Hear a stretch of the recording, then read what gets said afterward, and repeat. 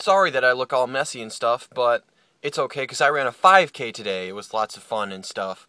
And before anybody asks, I did horrible, so, I've never been athletic, no matter how much I might want to be, because our culture, that's something that it values. It's easier to get popular with it, it's easier to get scholarship money, it's easier to build confidence in our culture with that. But I'm not talking about that now, I'm talking about something else I noticed. And in addition to the 5K going on, there was also a little 1 mile race for the little kids. And you know how you get these little things that you put on your chest? I don't have mine anymore, but it says a number. Like mine was number 68. I was runner number 68 in the race. And that identifies you. But you don't really need that for the kids' races. So what do? Everybody gets a sticker that says number 1 on it. And I just find that funny. When I saw that, I knew I wanted to make a video about it. But at first my video was going to be how that's stupid and how it's just how everybody wants to be number 1, and we have a culture of entitlement. Like, nobody wants to work towards getting what they want. And that is kind of true. Like, when I was a kid, I didn't care about that. I didn't care whether I was number 1 or 2 or 50. And that's one of the great things about running a race. It's not like playing basketball or football where there's one clear winner and one clear loser. If you're going by first is the worst, first is the best, everybody else is the worst, then, there's only one winner and everybody else is a loser. But it's not about winning or losing, it's about how well you do and how you improve as an individual, how you do according to your own standards. And that's why I think running is something great for people trying to develop this sense of self-esteem because you're not competing against anybody else in particular, it's against your own standards, and you create what you want. But when you're doing that, you're sort of saying that everybody's just automatically number 1, and that's sort of prioritizing being number 1 instead of being the best that you can be. But in a way, I thought about how there are also kids who just have really low self-esteem, and the point is to raise that self-esteem for them. That's why they're doing this type of thing, so that they feel better about themselves. Does that mean that it's good, though? I mean, I think it's still exaggerated and kind of stupid.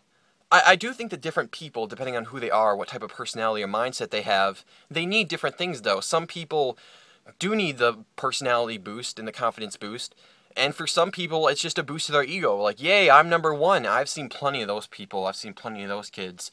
I've worked around kids before, and they're cute, but they can be really, really obnoxious, and they can think that they're the best, and that they don't have to do anything or cooperate with anybody. So different people have different needs, but the problem is you never know who needs what, like what their individual needs are. Because oftentimes you can tell, oftentimes the way you know what it is by their emotions, but it's difficult to tell what someone's emotions are, since oftentimes people hide them. We live in a culture that tells you to repress your emotions. If you feel sad about something or angry about something, you're not supposed to show that because we don't feel comfortable with it. So it makes it really difficult to see who needs the confidence boost and who is okay facing reality in that manner. And the negative thing is I find that it often, people get the wrong things. The people who have an overinflated ego, who need to be realistic about the world, they're the ones who are getting an ego shot from this. And the people who need some ego boost because they feel low about themselves or they feel like they're losers, they end up like they are losers in this sense. It's like, I don't know how to work around that, though. It's a really weird thing. It's like people, because there's two senses of want. There's the bare bone, what you want, and there's what you really need in order to succeed and develop. People want what you just get, like gratification, like, say, eating cake. That's what we want, but in terms of your health, that's not going to help you benefit. And oftentimes, those two things are conflicting with each other. It's like people should want to improve themselves, whether it's feeling low and getting an ego boost, or having an overinflated ego and being more realistic. But instead of going for what they should and improving themselves, they tend to just take the opposite and feed the negative forces that are in their life. And it seems like no matter what problem you have, that's sort of what happens in our society. You get the negative stuff, and it just continues to fuel. I don't even know how I got there from running a 5K, just random thoughts that I've been having since then. Not necessarily related to the race. I've never really been that good at racing.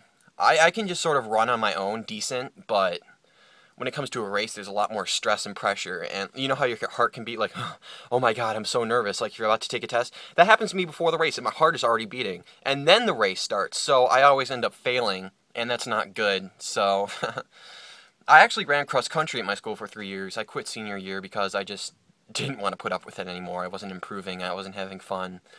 But I kind of wish that I had stuck with it now that I think about it. And at this point I'm rambling, so I'm going to stop. I just think that that's interesting how different people have different problems and different needs, and no matter what your problems and needs are, it's like our society gives you the exact opposite to fuel whatever it is that's hurting your life. I just find that kind of funny and interesting.